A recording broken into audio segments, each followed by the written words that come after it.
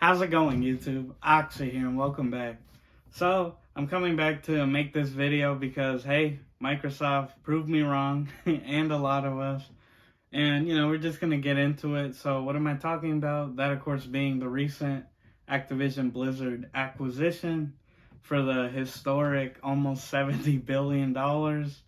And Microsoft has gone on record, their president has gone on record to state that Activision Blizzard games will be cross-platform and beyond the contractual agreements that are already in place. And to simplify that, just like with Bethesda games that, legally there was contracts, whether it's Call of Duty or in the Bethesda case, like Ghostwire Tokyo and Deathloop, which were one-year exclusives to Sony. Even though Microsoft acquired Bethesda, they, legally have to honor those contracts. But of course, eventually those games will be on Xbox. So that sort of thing. So games like Call of Duty, the big one, right? Because again, if you watch my previous video where I break down the whole thing, check it out, break down the whole acquisition. Call of Duty, especially on Sony, PlayStation, it's like best selling. I'm pretty sure on Xbox it's the same thing, whether we like it or not. Call of Duty is the best selling franchise.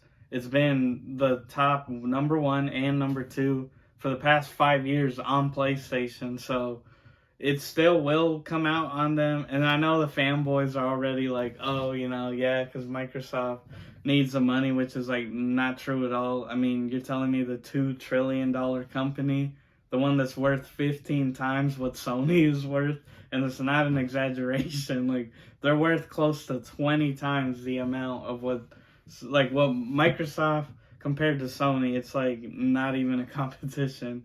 They're not worried about the money. It's already been proven that with Game Pass alone, like if a fraction, like a fifth of the total Call of Duty users jump the ship to Game Pass, so not necessarily Xbox, just subscribe to Game Pass through PC or Game Pass Ultimate, like mobile xCloud. People forget that, like it's on mobile too.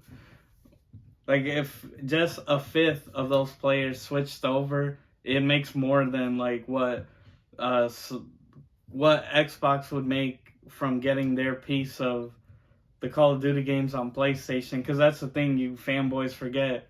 Microsoft is still gonna own them. So that number 1 and 2 spot that Sony, like that was their best selling game. That's getting cut now. Microsoft is getting a percentage of that after June 2023, when the acquisition legally around the world goes through. But yeah, anyways, yeah, they came out and just said that, hey, it's good for the industry, even though a lot of gaming experts, insiders, and I would agree, it's all just like legal, like, hey, we want this to go through regulation talk. Like, realistically, you don't really want to help your competitor. But legally, it's like, to make it pass regulation, because there are those concerns of a monopoly, even though in my last video, we talk about that it's not even close to a monopoly. Yes, Activision is one of the largest companies. It was the largest third party, the original too. Bigger than Nintendo, believe it or not. Activision, yeah, worth more than Nintendo. But then again, Activision has been in gaming longer than Nintendo has. Nintendo as a company is older, been around for a lot longer, but specifically gaming, Activision was the first third-party developer on the Atari 2600, right? One of the first consoles ever.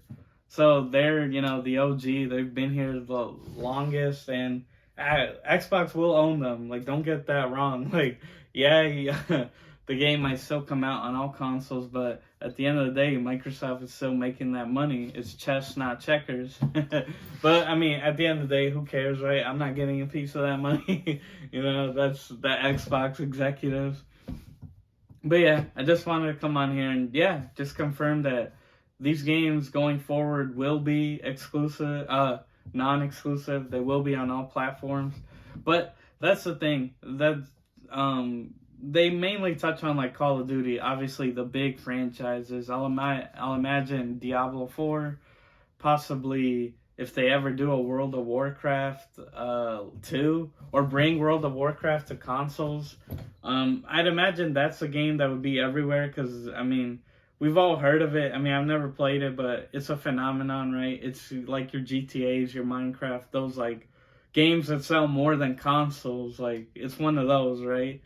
So realistically, a game like that, yeah, I see that coming everywhere because, again, Microsoft owns it. No matter where it releases, they're getting a piece of that pie.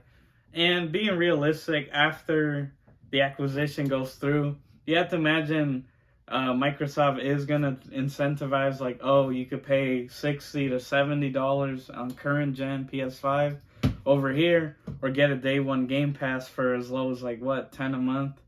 Or you get the idea. Like, Microsoft is, it would be stupid to think they're not going to sweeten the deal over here. And look, even if you're a PlayStation diehard, but you subscribe to Game Pass, I mean, that's what they want, right? Like, you could keep your PlayStation, get it on PC or mobile, you're still paying Microsoft, you know, that's still what they want. They're on, you know, on their course to become the Netflix of gaming, right? So, again, chess, not checkers. And it's like, just like Bungie, right? Where Sony just acquired Bungie, but you know, they have cleared it up, Bungie and Sony themselves, that Destiny, like, and content going forward up until 2024, which was like the end of Destiny 2, right? Like the final expansion. I think it's like Lightfall or like Light Fade, you know, the last one. It's confirmed that that will be cross-platform and nothing will change. And that's surprising coming from Sony because they're the ones that have really been like, you know, make this exclusive, timed exclusive, like really doing that. And yeah, like Bungie has confirmed that they remain independent. So same thing, even though they're owned by Sony, they can still they call the shots, right? They're the ones that are like, hey, this game's going to be multi-platform. We want it to be. Like, I believe that Sony acquired Bungie more for, like, I guess what they could do. Like, you know, Destiny, admittedly, it's a game that's grown a lot, right? A lot of people play it. A lot of my friends do. I got bored of it, admittedly. Like, it's way too grindy, but to each their own. Destiny, like, I think Sony was looking more at, like, the potential of like expanding like media wise, so like a Destiny movie, a Destiny show, like that sort of thing. Obviously Sony is into movies, Sony Pictures. You get that, you know, you're making that connection. That's probably why they paid $3 billion for Bungie, is for like what they could do. And of course, being that they're Sony, they'll own that, they'll make all that money, so it's smart on them. And you do have to wonder, now that Activision will be owned by Microsoft next year, if all goes through, right? It could be denied, but realistically, it's going to go through. I say that and then watch it not, right?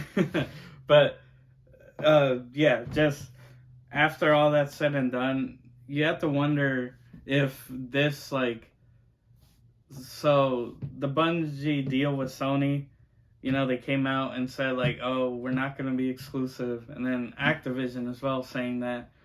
You have to wonder if government regulators got involved, right? Like, on both sides. Kind of like, look, you know, we don't want this to be a bidding war where just two companies and then maybe Nintendo, if they choose to buy stuff, others, like, own everything. Like, that's not going to happen.